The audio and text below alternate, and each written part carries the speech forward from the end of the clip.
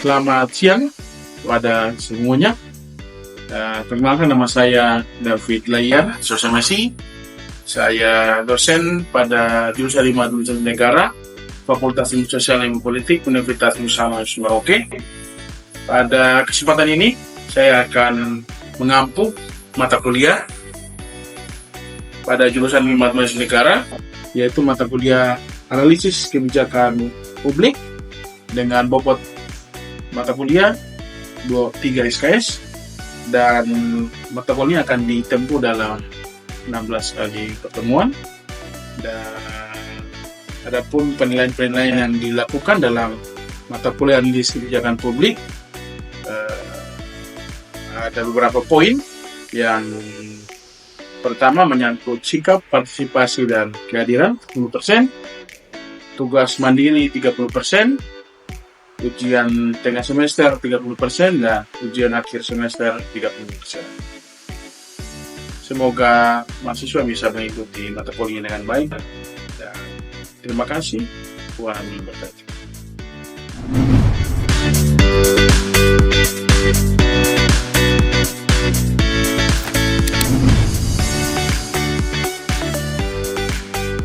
Selamat siang semua. Baik.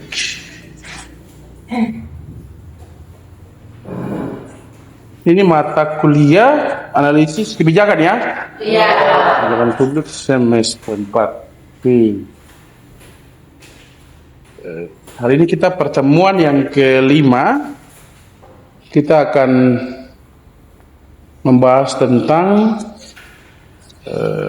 pendekatan dan model analisis kebijakan publik. Ini pertemuan kelima.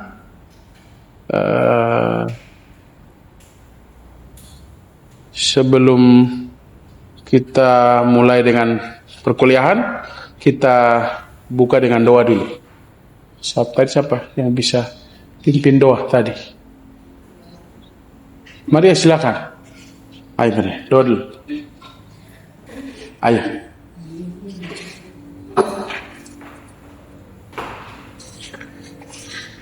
Baik Bapak dan teman-teman, sebelum kita mulai perkuliahan kita pada siang hari ini, antara kita sedang doa dengan Bapak, maka agama dan keyakinan saya di Katolik itu agama lain yang baik. Berdoa juga dengan Bapak yang tertulis. Selamat siang Tuhan, terima kasih mengambil dari malam siang hari ini kami bisa bertemu di tempat ini. Sekarang kami memulai dengan firman kami ya Tuhan, dan Engkau memberkati kami dari awal pertengahan hingga akhir. Amin. Kemudian Pada Bapa dan Putra dan Roh Kudus, seperti pada sekarang selalu dan sepanjang segala abad. Amin. Baik, Maria, terima kasih untuk doanya. Apa kabar semua hari ini, sehatkah? Sehat. Oke, baik.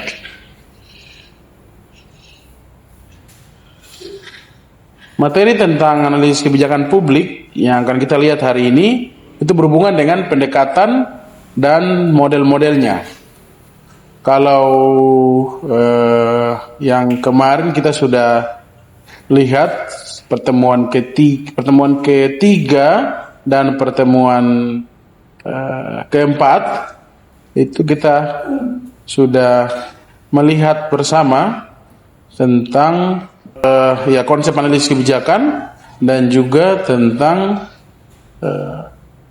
pemahaman tentang siklus kebijakan. Itu kita sudah lihat bersama pertemuan minggu lalu, dua minggu lalu. Yang pertemuan kelima, hari ini kita akan membahas tentang tadi pendekatan dan model dalam analisis kebijakan. Oke. Baik, kalau berbicara tentang pendekatan dalam analisis kebijakan publik itu merujuk pada cara atau kerangka yang dipakai untuk memahami, menganalisis, dan memberikan rekomendasi terkait kebijakan publik. Jadi hal-hal yang dibuat mengenai kebijakan atau rekomendasinya itu dilihat dengan cara pandang tadi, pendekatan tadi.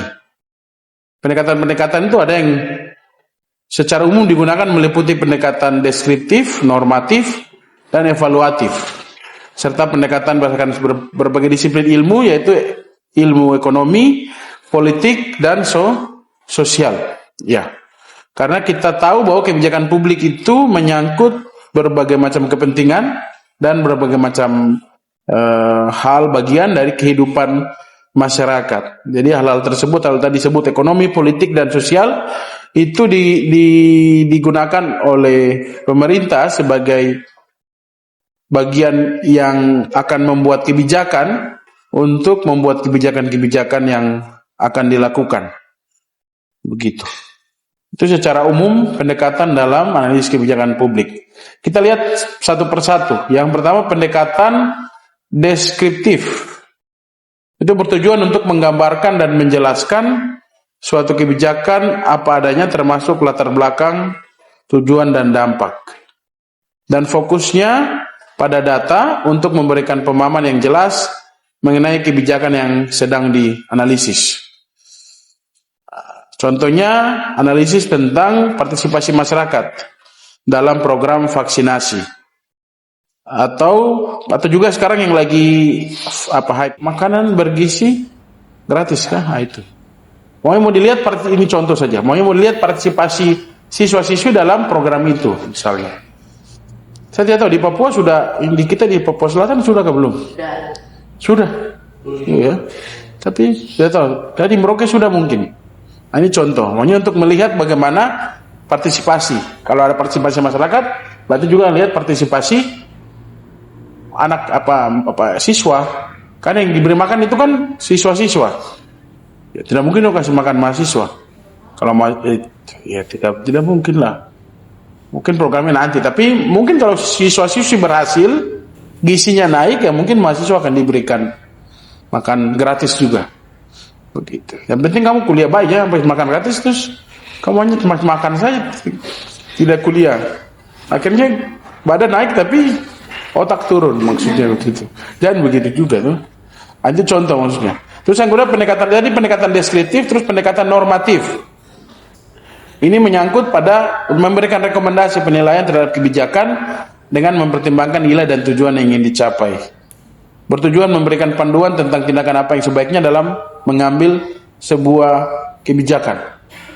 Kebijakan kita tahu aktor kebijakan adalah yang paling utama adalah pemerintah, yang mana kebijakan tersebut seharusnya menjadi jalan yang lebih baik bagi pemerintah untuk membantu kesulitan ataupun membantu kebutuhan masyarakat. Jadi kebijakan seharusnya kebijakan yang keluar, kebijakan yang dijadikan, diproduksi itu harus juga membantu masyarakat. Jadi kalau kebijakan itu tidak bantu masyarakat, ya itu harus dilihat lagi apakah sudah betul apa yang dilaksanakan. Contohnya yang tadi di pendekatan normatif itu menganalisis kebijakan lingkungan. Ini kebijakan lingkungan. Kita mungkin masih ingat tentang kasus Raja Ampat. Ya, ini contoh maksudnya. Kalau bahasa lingkungan itu AMDAL itu, analisis dampak lingkungan. Apakah dengan kondisi tersebut, misalnya contoh, kondisi tersebut lingkungan di situ sudah bagaimana kondisinya? Begitu. Kebijakan lingkungan maunya pemerintah ketika membuka satu perusahaan ataupun memberikan izin perusahaan untuk tambang atau apa misalnya, ya berarti mereka harus lihat kebijakan itu berdampak bagaimana kepada masyarakat. Seharusnya. Tapi kan kadang kita jumpai itu sudah jalan dulu, baru masyarakat diminta untuk mengikuti. Mungkin sebaiknya ke depannya ya dibalik ke bawah, dibuat analisis dulu dampak lingkungannya, dimusyawarahkan dengan masyarakat, baru kebijakan itu jalan. Begitu seharusnya. Oke, kita lanjut. Itu dua kebijakan. Yang berikutnya adalah kebijakan pendekatan evaluatif. Yaitu penilaian ya terhadap kinerja kebijakan, baik hal efektif, efektivitas, efisiensi. Ya kalau efektif berarti ada efisiensi di situ. Kebijakan harus efektif dan efisien. Efektif berarti menyangkut apa? Kinerjanya. Dia berjalan tidak? Begitu. Kalau efisiensi yang menyangkut pembiayaan, menyangkut sarana prasarana misalnya, apakah sesuai tidak? Jangan sampai akhirnya tidak efektif dan tidak efisien tapi tetap dijalankan kebijakan. Jangan. Tujuan dari pendekatan ini memberikan umpan balik yang berguna bagi perbaikan kebijakan di masa depan, karena evaluatif tadi. Contohnya evaluasi dampak bantuan sosial, bansos. Sini ada dapat bansos? Tidak. Satu lagi apa? PKH. Apa? Keluarga harapan itu. Tidak dapat. Bantuan perumahan tidak dapat. Tidak ada. Terus apa lagi? Bansos BLT, bantuan langsung tunai. BLT itu di kelurahan-kelurahan dapat tuh. Kebijakan itu maunya dapat di kelurahan-kelurahan tuh. Tapi kamu tidak dapat. Iya. Berarti mungkin ada dinilai tidak miskin. Karena miskin itu juga ada penilaian-penilaiannya juga sekarang. Kebijakan mengenai kemiskinan itu sekarang ada penilaian juga. Biasanya dilihat dari pendapatan keluarga, kakak. Pendapatan keluarga. Begitu. Tapi kalaupun kalian dapat, ya tidak apa-apa juga. Karena itu bantuan dari pemerintah. Tapi mungkin bisa ada bantuan lain. Misalnya contoh, selain BLT mungkin ada apa? Beras apa? Ada bantuan raskin. Nah itu raskin. Kalau raskin, ya, raskin terus apa lagi yang biasa pernah muncul di Merauke ya? Raskin apa lagi ya? Ya BLT, raskin, rumah apa itu? Rumah layak huni, ya bantuan sosial itu yang selalu muncul. Nah itu dilihat apakah bantuan itu atau kebijakan tersebut mengenai BLT, terus bantuan apa namanya perumahan tadi, keluarga harapan dan lain sebagainya itu berpengaruh terhadap berkurangnya kemiskinan tidak? Itu dievaluasi, dilihat, dihitung lagi. Begitu. Apakah mengurangi kemiskinan atau tidak? Kalau mengurangi, ya berarti ya lanjut karena ini mengurangi. Tapi kalau tidak mengurangi, berarti tidak lanjut. Tapi menurut kamu mengurangi atau tidak? BLT apa lagi? Macam orang berkelahi ya, akhirnya bisa jadi bukan berkelahi, tapi maksudnya jadi salah paham karena data-data kadang data masuk keliru, data yang dipakai lain. Ini fenomena yang terjadi di masyarakat. Bahwa kadang kebijakan itu baik, tempatnya pas, tapi kadang data itu tidak mendukung. Jadi kebijakan harus dibuat juga berdasarkan dukungan dari data, dokumen. Nah, kalau tidak pas data ya berarti nanti bisa buat konflik. Yang keempat, pendekatan berdasarkan disiplin ilmu. Ini menyangkut analisis terhadap ilmu-ilmu yang tadi saya sebutkan, ekonomi, politik dan sosiologi, untuk membuat analisa terhadap kebijakan yang dilakukan. Dan contohnya adalah analisis kebijakan kesehatan dengan menggunakan teori ekonomi untuk melihat dampak biaya dan manfaat, dan melihat dampak sosialnya dari sisi teori sosiologi. Lanjut. Ya, selanjutnya ada pendekatan sistem. Ini menyangkut aktor, menyangkut faktor-faktor yang interaksi. Contohnya adalah mengenai kebijakan energi. Tadi itu saya sebut tadi ya. Contohnya kayak kebijakan pemerintah untuk membuka tambang. Tidak nyampe tambang apa nikel ya. Tambang nikel lah itu lihat kebijakan energinya bagaimana. Terhadap lingkungan berarti kita tadi ambil tadi dampak lingkungannya bagaimana. Lingkungan rusak atau tidak karena kebijakan itu, atau lingkungan terjaga atau bagaimana. Terus ekonomi dan sosial itu menyangkut apa namanya, bagaimana kehidupan masyarakat, bagaimana kehidupan sosial yang ada di sana, terutama masyarakat yang punya tanah di situ, masyarakat adat ya terutama. Itu bagaimana? Apakah berdampak seperti apa? Kalau berdampak baik, yang mungkin itu lanjut. Kalau berdampaknya buruk atau tidak baik, bisa jadi kebijakan itu harus dievaluasi kembali, dilihat lagi. Ada 5 pendekatan tadi ya. Saya ulangi: pendekatan deskriptif, pendekatan normatif, pendekatan evaluatif, pendekatan berdasarkan disiplin ilmu, dan yang terakhir pendekatan sistem. Sebentar setelah materi baru kita berada bertanya sebentar. Kita lanjut ke model analisis. Tadi kan pendekatan, sekarang model analisis. Model analisis kebijakan adalah kerangka berpikir dan pendekatan yang digunakan untuk memahami, menganalisis, merancang kebijakan publik. Model-model ini membantu dalam mengidentifikasi masalah, merumuskan solusi, dan mengevaluasi aktivitas kebijakan. Ada beberapa model yang digunakan dalam analisis kebijakan publik. Yang pertama itu model rasional, pendekatan sistematis dan logis dalam mengambil keputusan. Di situ dalam model rasional ada identifikasi masalah, ada perumusan tujuan, analisis alternatif dan evaluasi yang berkonsekuen. Asumsinya bahwa pembuat kebijakan memiliki informasi lengkap, rasional dan mampu memilih solusi terbaik.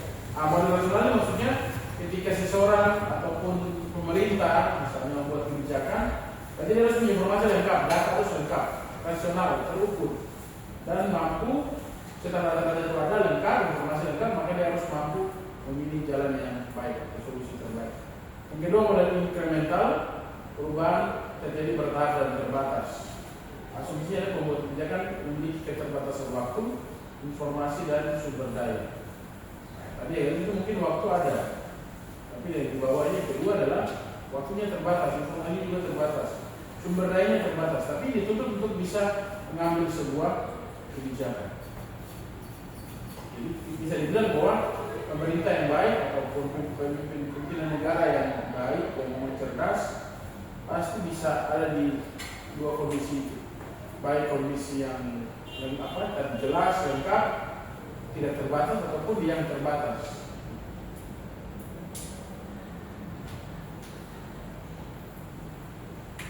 Yang kedua ada model campuran, menyangkut rasional dan menyangkut penyesuaian bertahap. Yang keempat model jaringan kebijakan.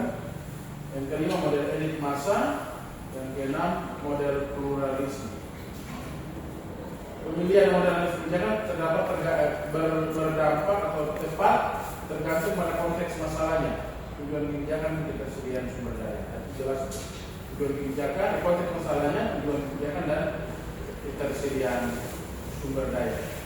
Secara umum rasionalisasi kebijakan meliputi beberapa tahapan, yaitu identifikasi masalah, pengumpulan data dan informasi, analisis masalah dan kebijakan, rekomendasi kebijakan, implementasi dan pemantauan, serta evaluasi dampak.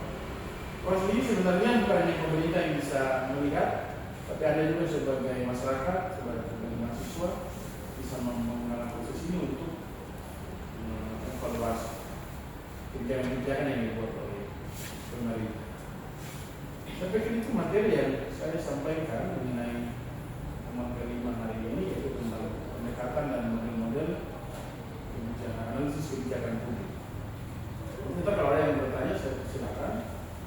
Tapi saya ini dulu ya, saya sebut namanya dulu, hadirnya. Ini saya panggil nanti sebut hadir, kalau hadir hadir. Yang pertama Lesorweya, Maria Heni Boria, Renaldo Siregar, Mikaela Julianus Payagi, Manuel Mesak Kain, Daniel Sario Laron,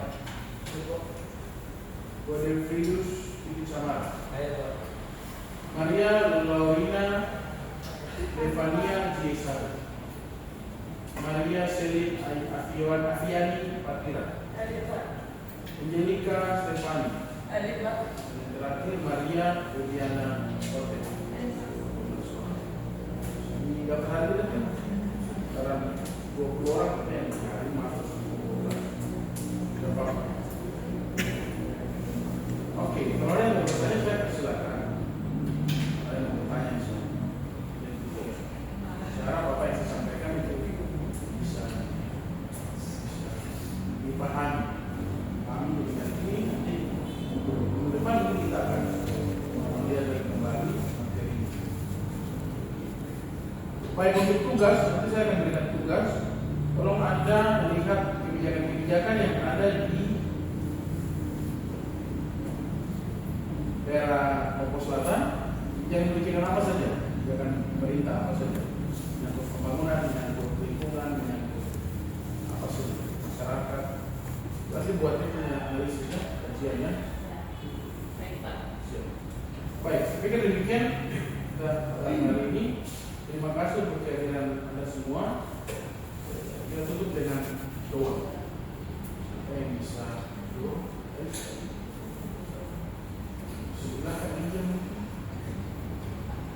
Maria dulu, Maria. Oke, Maria Ali, Maria baru itu sekarang Maria silakan.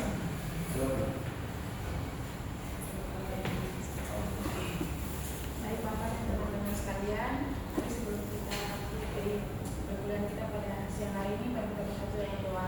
Ada pula yang saya bawakan menurut agama saya yang Katolik, bagi teman-teman sekalian beragama lain untuk menyesuaikan. Dalam nama Bapa dan Putra dan Roh Kudus, amin.